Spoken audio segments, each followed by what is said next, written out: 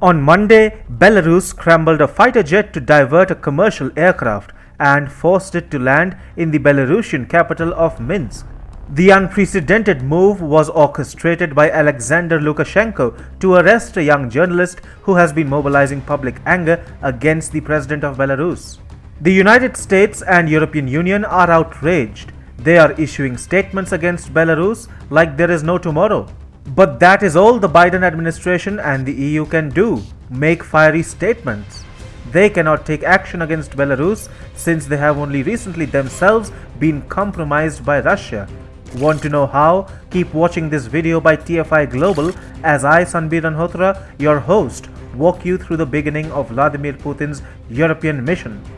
On Monday, Belarus pulled quite a stunt as it diverted a Ryanair flight about to land in Lithuania's capital from Athens. The official reason stated by the Lukashenko regime for diverting and forcing the said flight to land was a bomb scare. However, as the flight, accompanied by a Belarusian MiG-29 fighter jet, landed in Minsk, a young dissident journalist, Roman Pratasevich, was arrested. The Ryanair flight, carrying over 170 people from 12 countries, was then allowed to proceed to its destination. The entire state-sponsored hijacking of the flight was orchestrated by Belarusian President Alexander Lukashenko so as to nab a dissident journalist who has been mobilizing democratic public sentiment against the 27-year rule of Lukashenko. While the West, particularly the United States and the European Union, have vociferously condemned Belarus for its actions, Russia has stood in emphatic support of the Lukashenko regime this time too. Moscow has termed the diversion of the flight by Belarus as an absolutely reasonable move. The Ryanair flight hijacking marks the beginning of Russian President Vladimir Putin's Belarusian adventure. In 2020, when Belarus's streets were inundated by anti-Lukashenko demonstrators, it was Moscow which had come to the Belarusian president's rescue. The Lukashenko regime was, for all practical reasons, saved by Vladimir Putin.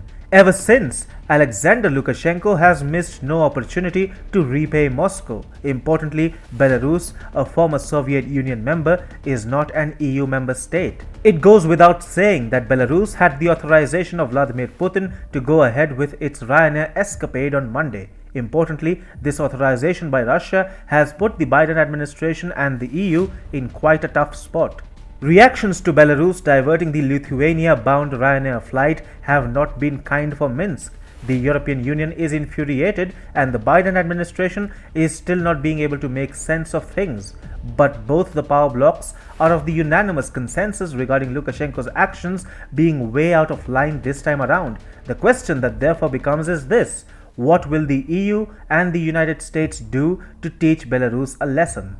They will do nothing. The issuance of bombastic statements against Belarus is the most that European nations and the US will limit themselves to.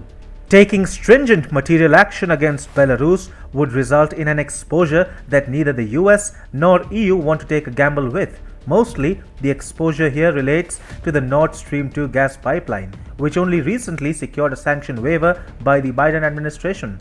The Nord Stream 2 pipeline, which connects Russia with Northern Europe and Germany, is meant to severely alter the geopolitical realities in and around Ukraine. It severely discounts Ukraine's leverage and bargaining power against Moscow. Yet, in order to benefit itself and the region, Germany has decided to do business with Russia rather unabashedly. Meanwhile, the US, owing to unspecified national interests, lifted sanctions against the pipeline and the company developing it only recently. Thus, while the US and EU attempt to lead the global crusade against Russia, they themselves are heavily engaging in business with Moscow. As such, for them to even appear to be taking action against Belarus will raise questions of their standing on the entire issue when both the Biden administration and EU have been heavily compromised by Moscow with the Nord Stream 2 pipeline. Therefore, Vladimir Putin, using the pipeline as his leverage, has begun Moscow's Belarusian adventure, which might very soon translate into the Russian president trying to gain further influence in Europe.